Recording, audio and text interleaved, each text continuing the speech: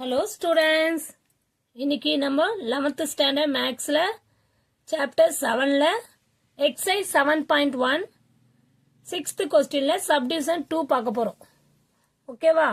Already subdivision 1 பார்த்தாச்சு. இப்போ subdivision 2 பார்க்க போறோம். क्वेश्चனை பாப்போம்.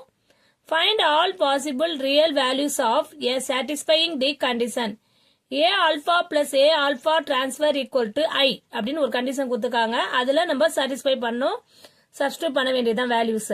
ஏ ஆல்பா கொடுத்துருக்காங்க already given. A alpha equal to cos alpha minus sin alpha sin alpha cos ஆல்பான்னு கொடுத்துருக்காங்க. இப்போ நம்மளுக்கு இதை சப்ஸ்டிட்யூட் பண்ண வேண்டாம். ஏ ஆல்பா வேல்யூ என்ன?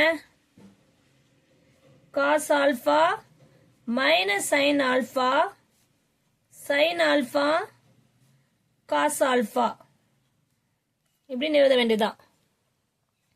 பிளஸ் ஏ ஆல்பா டிரான்ஸ்பர்னா இதனுடைய டிரான்ஸ்பர் ரோ வந்து காலம் ஆகும், காலம் வந்து ரோ ஆகும். அவ்வளவுதான். Clear?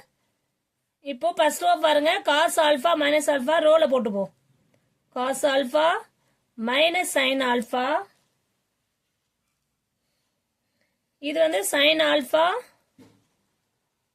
Cos alpha. Clear? Equal to ஐ.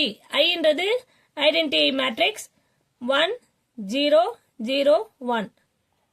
இப்போ இது ரெண்டுத்தையும் பிளஸ் பண்ணிட்டு ஈக்குவேட் பண்ணுவோம். அவ்வளவுதான். கிளியர்? வெரி சிம்பிள்மா. இப்போ என்னது cos alpha plus cos alpha டைரக்டாவே ஆட் பண்ணிடலாம். ஏன்னா ரெண்டுமே ஸ்கொயர் மேட்ரிக்ஸ் தான். 2 x 2 மேட்ரிக்ஸ். அப்போ சிம்பிளா ஆட் பண்ணிக்கலாம். 2 காஸ் ஆல்பா, இது minus sin alpha plus sin alpha, இங்கேயும் sin alpha minus sin alpha 2 cos ஆல்பான்னு இருக்கு. Equal to identity 1 0 0 1. இப்போ இதை பண்ணும்போது 2 காஸ் ஆல்பா, இது பிளஸும் மைனஸும் கேன்சல் ஆயிடுச்சு. 1 சாரி 0 கேன்சல் ஆயிடுச்சுன்னா 0, இதுவும் பிளஸும் மைனஸும் கேன்சல் ஆயிடுச்சு 0.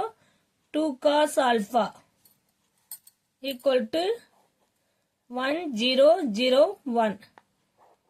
Equating the corresponding entities on both sides, we get என்ன கிடைக்கும் உங்களுக்கு?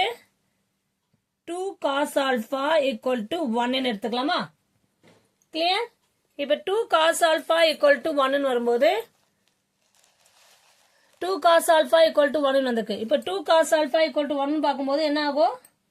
நம்மளுக்கு cos alpha equal to இந்த 1 இந்த 2 வந்து மல்டிபிகேஷனுக்குனால இங்க வந்து டிவைட் ஆயிடுது.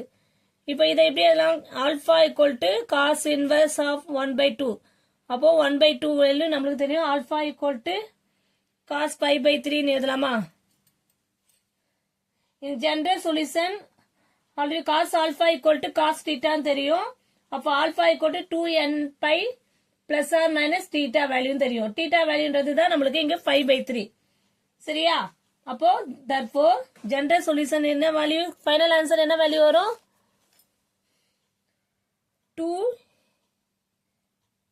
alpha equal to 2n by pi plus or minus வந்துரும் pi/3 for n belongs to capital Z. Okay, Z. n belongs to Z. Alpha equal to இது வந்து ஜெனரல் சொல்யூஷன். ஓகேவா? ட்ரிக்னாமெட்ரில நம்ம அந்த ஃபார்முலா யூஸ் பண்ணிக்கோம். cos x equal to cos y சொல்லலாம். அப்போ alpha equal to 2n pi plus or minus theta. Theta value இல்லைன்னா ஆல்பா வேல்யூன்றது 5/3 இங்க. ஸோ இதுதான் ஆன்சர், ஃபைனல் ஆன்சர். வேற n belongs to Z. Okay, thank you student.